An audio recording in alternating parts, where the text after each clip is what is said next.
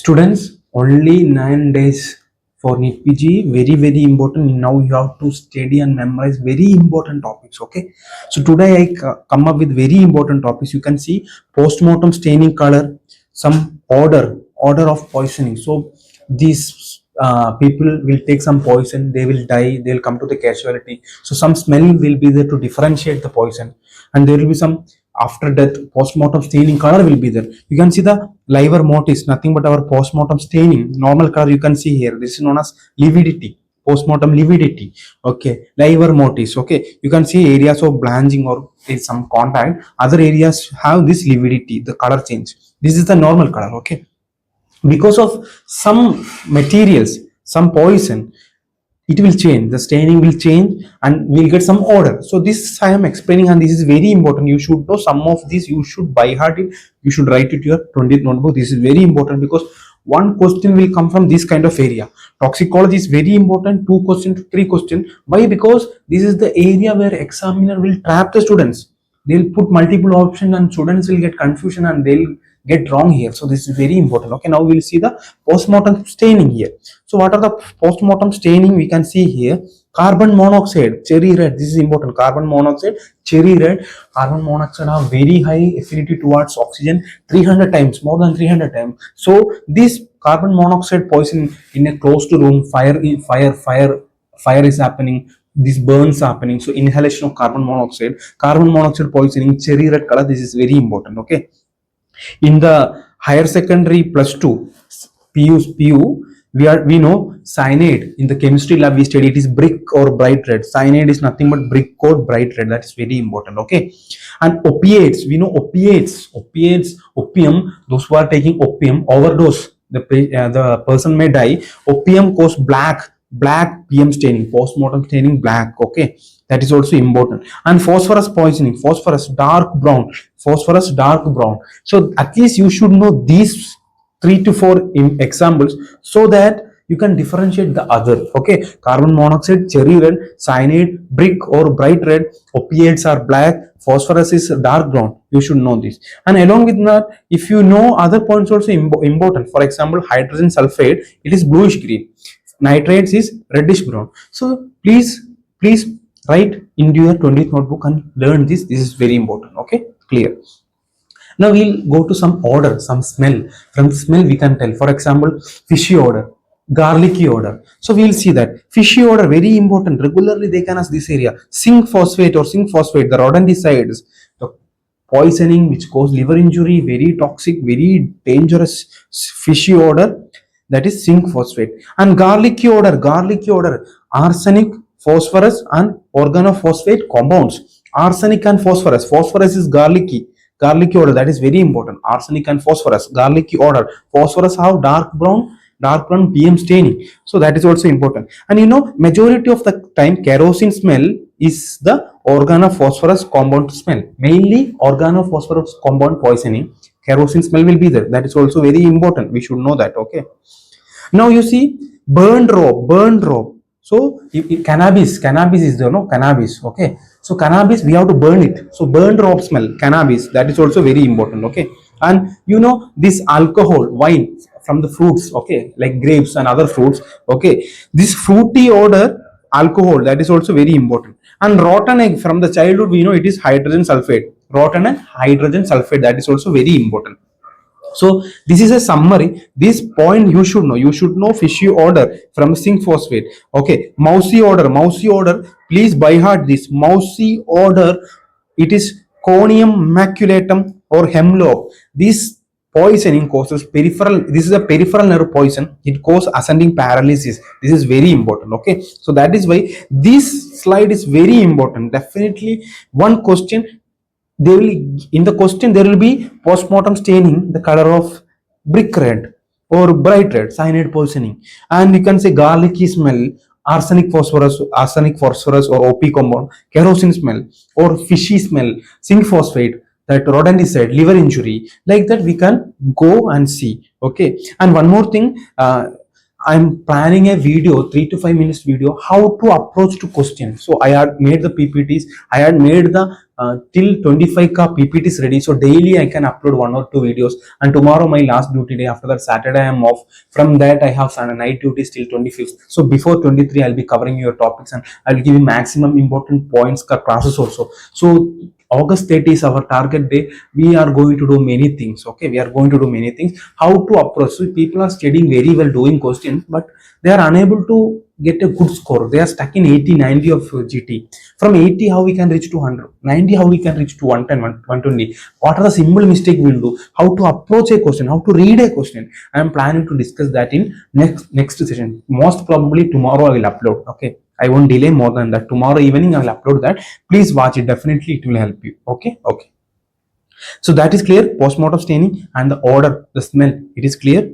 So now if we go to, there are some colors. So in postmortem staining there are some colors. Okay. So we are going to see that. Okay. So color of the stomach mucosa. So for example, they took some poison. It caused the injury to mainly to our esophagus and stomach. So in postmortem, if we open, we see, okay, this is red velvety stomach seen in nothing but our arsenic poisoning, red velvety mucosa, okay. And arsenic poisoning, what was the color? Arsenic phosphorus. Yeah, it is garlic smell was there. Yeah, arsenic red velvety stomach mucosa. Oh, nothing but sulfuric acid, very dangerous. Black necrotic mucosa. Nitric acid, always yellow. Nitric acid, no, HNO3, chemistry, H2SO4, okay, H2SO4, HNO3, okay, carbolic acid, nothing but phenol, carbolic acid, okay, carbolic acid. So mercury, okay, these are very important. At least sulfuric acid, black necrotic mucosa, okay, and nitric acid, yellow. It is always yellow. Okay, that is also very important. And we can see arsenic, red velvety stomach mucosa. That is also very important. Okay, and copper sulfate. Wherever copper sulfate is there, we know it is bluish color. Okay, bluish stomach mucosa. Copper sulfate, amytal, also known as amytal. Okay, bluish stomach. Okay, so carbolic acid also, you should know what is carbolic acid. Carbolic acid poisoning with separate features for phenol, hydrofluoric acid. There are differences. You should know hydrofluoric acid. All acids are corrosive. They have typical features except hydrofluoric acid. Hydrofluoric acid have separate. It is acting like alkali because it's a weak acid. The features will be like alkali corrosive. Okay, that is also important. So carbolic acid, here the thickening of stomach mucosa, leathering will happen. Okay, leathering will happen. So this is very important table. You should know the stomach. So stomach color features we are going to tell: red velvety, arsenic, black necrotic, sulfuric acid, yellow color, nitric acid. Okay, copper sulfate, blue color. Like that we are going to see. Okay, that is very important. And one more thing, if they take any chemicals or poison, there is some teeth and gum discoloration. Okay, sulfuric acid, okay, chalky white because this is acid. Okay, this acid coagulation, chalky white due to hygroscopic action, it will take all the water, it goes chalky white. That is very important. And nitric acid, nothing but yellow color because xanthoprotic reaction. Nitric acid, yellow color. Nitric acid, yellow color. Nitric acid, yellow color. Xanthoprotic reaction. Okay, xanthoprotic reaction. Copper, bluish. These lines in gum, this color is known as Clapton's lines. Okay, Clapton's line. That is also important. Okay, and bluish discoloration of the gum seen in lead also. Lead, mercury, silver, and all. And copper also, it is known as Clapton lines. You can see what is this? Yeah, this is nothing but our red velvety stomach mucosa seen in arsenic poisoning, and they will ask arsenic poisoning regularly also. That is also very important. So at least from these points we can come to the diagnosis. This is enough. No need to study everything in detail. At least we know this feature is this poisoning. It is there in the question. Yeah, that single line is enough to come to the answer. Okay. For example, red velvety mucosa is that you don't know anything about arsenic poisoning, but you know red velvety mucosa, it is because of arsenic. Option is sulfuric acid is there, nitric acid is, arsenic is there, mercury is there. You can go to arsenic. That is a simple way. Clear? Okay. So that's why you don't want to study 100% to score the exam. So that's why the approach is different. Whenever you have 10% knowledge, you know some point, you can eliminate other options and then come and conclude. At least you eliminate two options and you are guessing in that two. the probability of getting answer will be more, getting right will be more in 2 other than 4. That also, that's why that next session I'm going to discuss that. Okay, clear? Clear. Okay, clear. Now, okay, now we'll go to next point also. Yeah, there are some poison and the antidote. If they ask this table, you are lucky because direct you can save time. Some questions they are putting for saving time. Okay, saving time. Okay, why?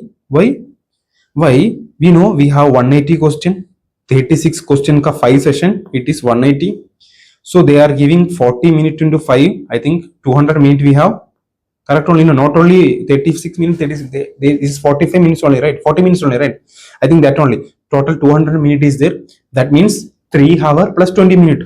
I think this is correct.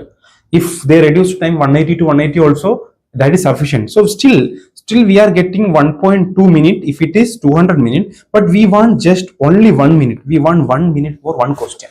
That's right. That is also very important. So this also I am discussing in my next video. So 1 minute, imagine you got some point. Okay, what is the antidote of copper poisoning? So you are thinking like, I know, you know, it is D-penicillamine. You are thinking. No, immediately 5 seconds, it is D-penicillamine. Answer. You saved 55 seconds or 50 seconds. You can utilize for the other big question. That is how the questions are prepared. Okay, that is also very important. Clear? Clear. Okay, now we'll see some important poison and their antidote. This is very important. And some simple things are there. For example, we'll see iron Fe. So desphorioxamine. Okay, chelation, iron chelation symbol, and copper, D-penicillamine. Okay, DMSA. Okay, D-penicillamine, DMSA. Okay, that is also important. Okay, clear. Carbon monoxide, high flow oxygen, hyperbaric oxygen. Okay, so no need to study that much. No need to study. Okay, cyanide, nitrites. Okay, so that mechanism I am discussing in pharma, methemoglobin converted and excreted by kidney, and hydroxycobalamin also can be used as nitrites. So nitrites it is there. Okay, so the important things are different. They won't ask these things. They will ask the very important things from here. Okay, for example, cocaine, the poison. The antidote is amyl nitrate. So antidote is amyl nitrate. So they will give a history of cocaine intake poisoning, amyl nitrate. Okay, that is also important. Now you can see, we know organophosphorus compound we studied so many times, atropine and oximes. Okay, they already asked this multiple time. We know this, and sometimes they will ask this again. That's also, and or that is also important. Okay, so if you have any benzodiazepines, okay, benzodiazepines. Okay, so if you have benzodiazepine ka poisoning, we have to give flumazenil.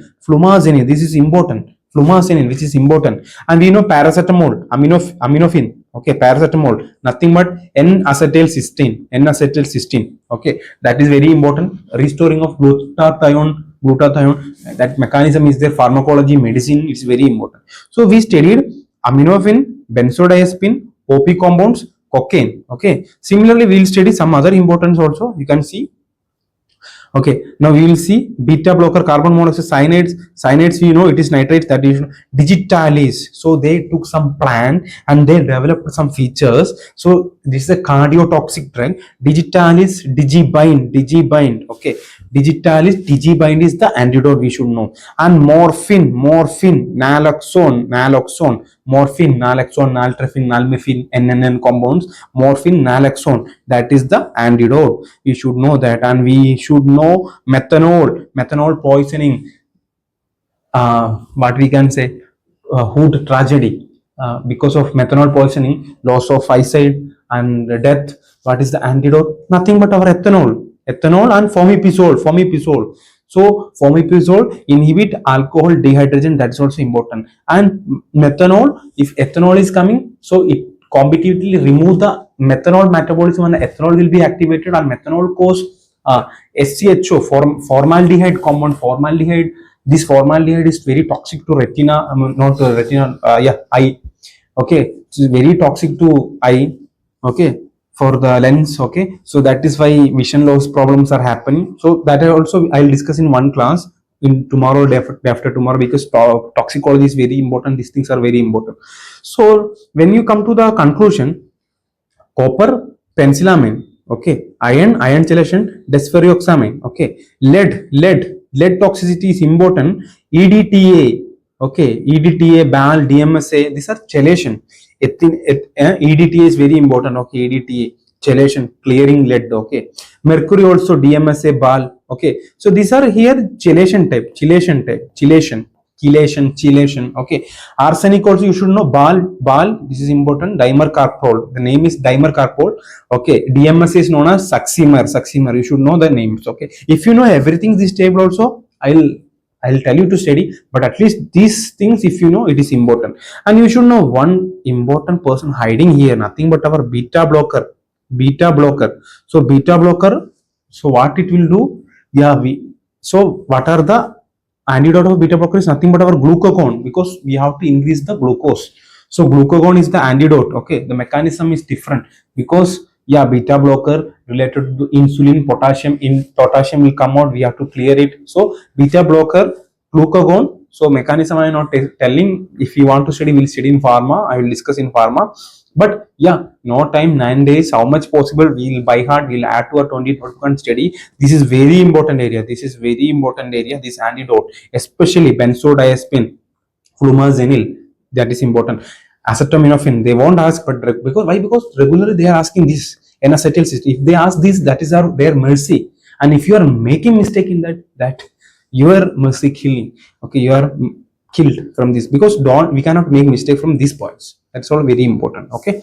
So poison, antidote, this is very important, please study. And I didn't mention some other points, you just study in the PDF also. Yeah, now we are going to discuss something called our some injuries. So you are driving a car, suddenly some accident happen, simple, but here also mistakes will happen. So you are driving, suddenly one vehicle came hit, so many injuries will happen. What are the injuries? So windshield injuries, okay, this is known as parafoot. This wind is broken, it will come hit everywhere, and you can see this parafoot injuries here, okay. This is very important, see. So you can see windshield injuries cause parafoot injuries, okay. Windshield impact is windshield. And this one, whiplash injury, you are going suddenly braking under hyperextension and hyperflexion. So sudden hyperextension and hyperflexion, it will cause damage to neck, and that cause whiplash injury, okay. Hyperextension is more dangerous, okay, that's also important. And spinal cord condition may be present, whiplash injury is very important, okay, that is very important.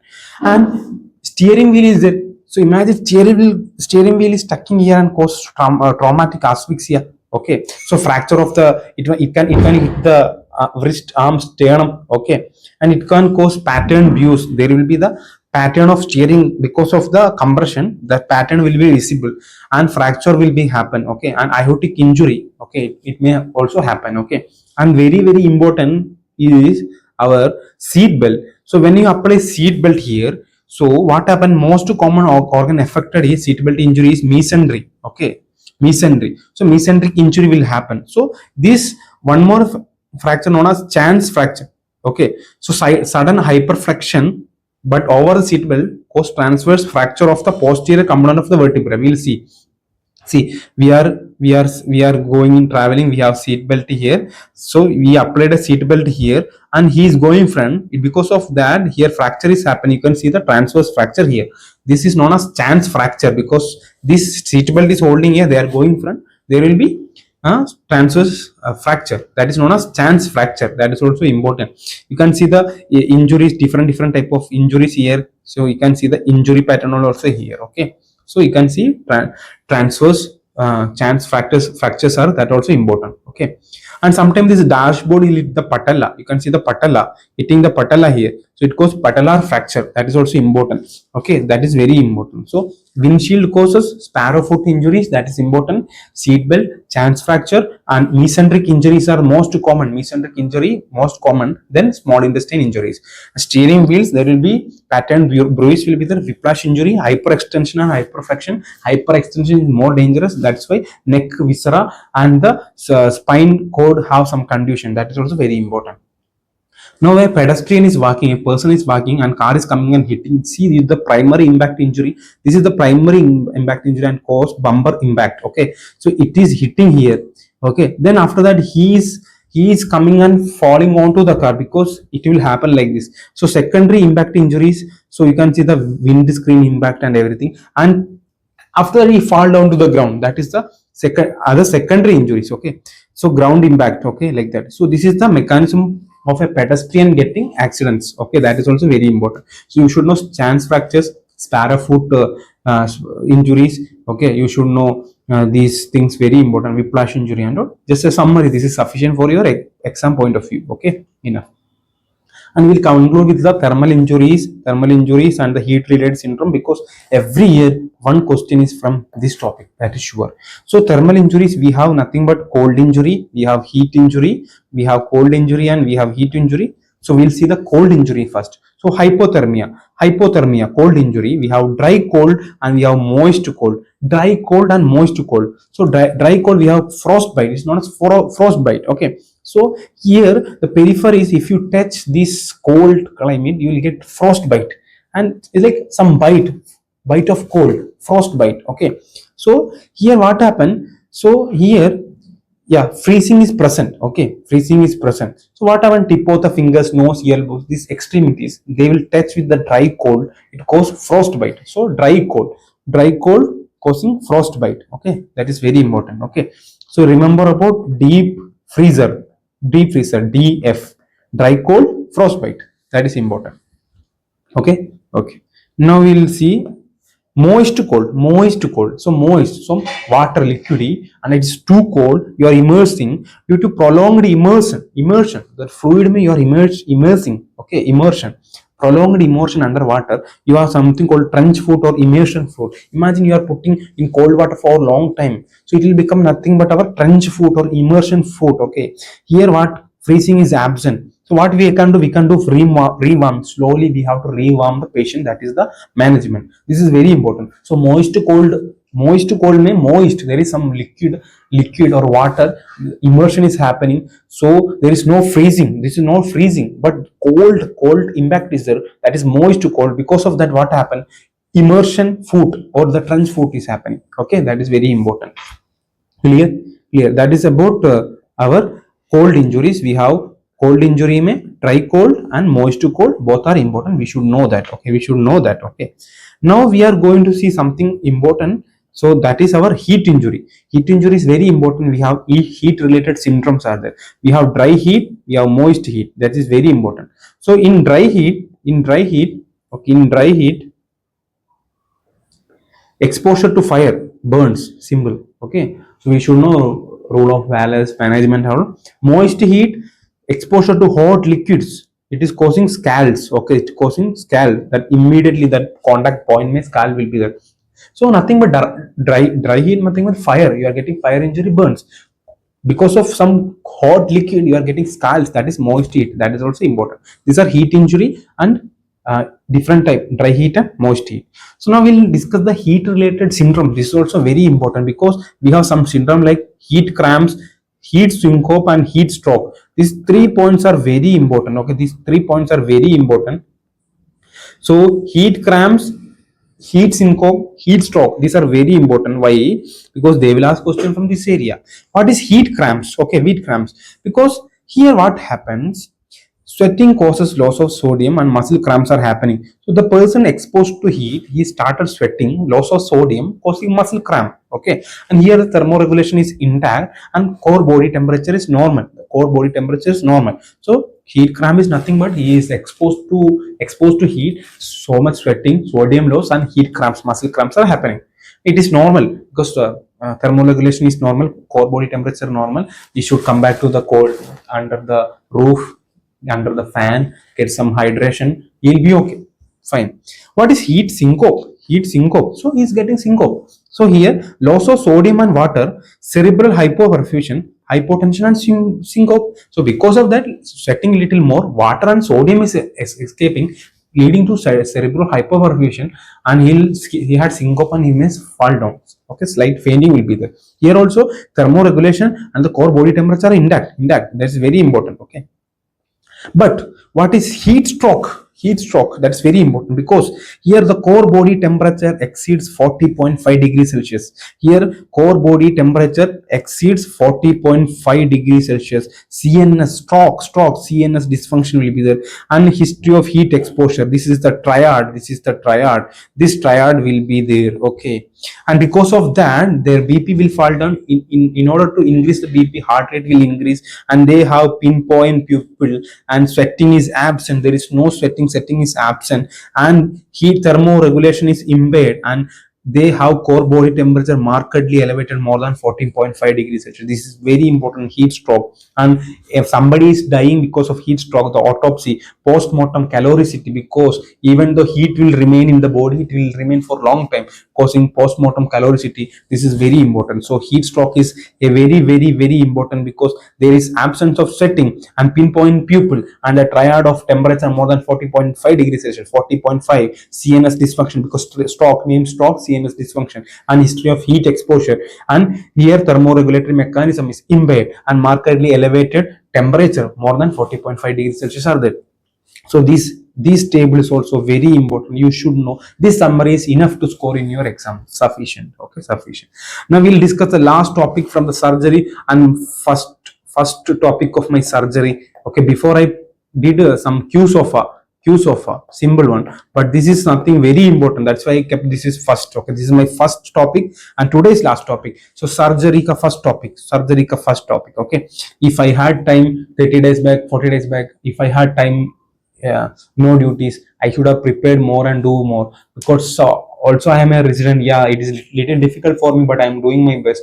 But when I complete my residency, I am going to SR ship, I'll get more free time, so I can teach more. So maybe in future I can teach more students, hopefully. Thank to God, pray to God to do like that. I need who are watching this, you also take a good PG seat and be in touch, contact in social medias, so get updated with me, and I'll be posting other things related to your career development, everything. I'm planning in a different level. There are many platforms to teach for NEET PG. There are many persons to do some other thing. There are some area there are very less members.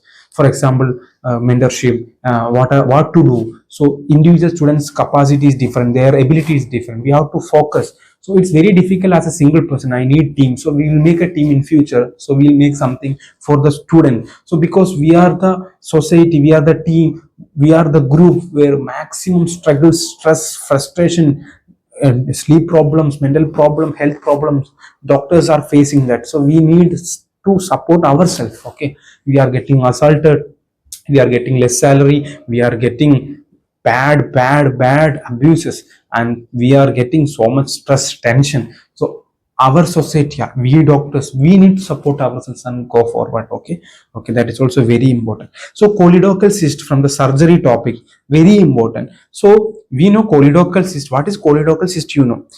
Okay, and choledochal cyst, you can see the classification. This is very important. That's why. So these clinical features, we have a lump, swelling will be there, jaundice will be there, pain will be there. So lump, jaundice, and pain will be there. Okay, there is a swelling, and jaundice is there because of it's affecting the hepatobiliary area. Block is there, obstruction is there, jaundice is happening, and this have a risk for cholangiocarcinoma. That is also important. And investigation of choice is nothing but our MRCP. MRCP is the investigation of choice. So here question won't come from these 3 points, but question is coming from the classification and the management, because the classification is different, the management is different. If it is coming into class 1, type 1, different treatment is different. Type 3, type treatment is different. So we are going to see the treatment. Now you can see from this picture, this is very important. We have type 1 to type 5. So we have 1 to 5. So type 1 is the most common. You can see here diffuse dilatation of the CBD. So CBD dilate, you can see the CBD dilatation. So what we can do, we can cut that part, we can attach the part to other. So Roux-en-Y hepaticojejunostomy, Roux-en-Y hepaticojejunostomy, just cut, we are connecting the limb to other part, jejunum, hepaticojejunostomy. This is known as Roux-en-Y. So that is important. Type 1, which is the most common. So that's why type 1 said they won't ask question, they will ask from type 2, 3, 4. We will see. And when it comes to type 2, there is a diverticulum. So you can see some diverticulum. Okay, you can see some diverticulum. So there is something is coming out we have to resect it and repair it, cut it and repair. So type 2, to cut it. So to some diverticulum, to cut. So diverticulum, resection and repair. Simple. So when we remember like this, we will remember for long. Diverticulum, die for 2, cut. This is 2 for 2, cutting, resection and repair. Finish type 2. And type 3, which is very important. See, you can see type 3, dilatation of the intraduodenal portion of the CBD. Intraduodenal, you can see. So intraduodenal part of the, so type 1 was dilatation of the CBD. Here it is intraduodenal portion of the CBD. It's known as choledochal. It is known as choledochal. So that is very important because it is in the intraduodenum. We have to reach there by something called ERCP, and we have to do the sphincterectomy and removal of the tissue. So that is the treatment because it's in the inside the duodenum. So we have to go through some ERCP, there will be a sphincter, we have to do the sphincterectomy, we have to make sphincterectomy, we have to remove the tissue. That is the management type 3. That is also very important. So that is also very important. Okay. Clear. And type 4 have 2. So you can see type 4, 4A. So you can see 4A and 4B. Okay, 4B. You can see 4A, there is dilatation inside the liver and outside also. So type 4A means intrahepatic and extrahepatic biliary radical free dilatation. You can see dilatation here, and you can see here it is normal. So dilatation here, and outside dilatation is already there. See, both extrahepatic dilatations are present. But here intrahepatic dilatation is present in 4A. There is no hindrance. So you can see it is normal. B is normal. Intrahepatic, but both have extrahepatic. Whenever intrahepatic happen inside the liver dilatation, the liver cannot be used. We have to remove the liver, get a new liver and fix. That is known as liver transplantation. You can see type 5 intrahepatic, only intrahepatic, that is liver transplant. Type 4B, both intra is normal, only outside. Extrahepatic is having problem. So we have to do some procedure which is known as Kasai procedure. Portoenterostomy, that is very important. We'll connect into the intestine. Portoenterostomy, we'll make portoenterostomy Kasai procedure important. That is very important. So from here, for summary for choledochal cyst, what I can say is, if the inside liver have some dilatation, we have to remove the liver and keep a new liver. That is liver transplantation seen in 4A and 5. And 4B only outside, so we can do Kasai procedure, special procedure, portoenterostomy, we have to clear. And type 1 is diffuse dilatation of the CBD. Type 3 is inside the duodenal part. Type 2, dissection, diverticulum, dissect it, so resection and repair. So that is the summary I can say. This is a simple way of telling the summary of this. Okay, so this is a simple way of summary. So I can say simple way summary, clear. So choledochal cyst is very important. So now you can clearly tell the description. You can come to the diagnosis, what type, and you can plan the management according to this. This is very important, and you should know this heat related symptom. You should know the thermal injuries. You should know this this impact injuries, and you should know the car traffic accidents and all. You should know poison. This is very important. So today's topic is very important. You should know this. Okay, thank you. I'm stopping here. Further discussion will be there again. Thank you so much.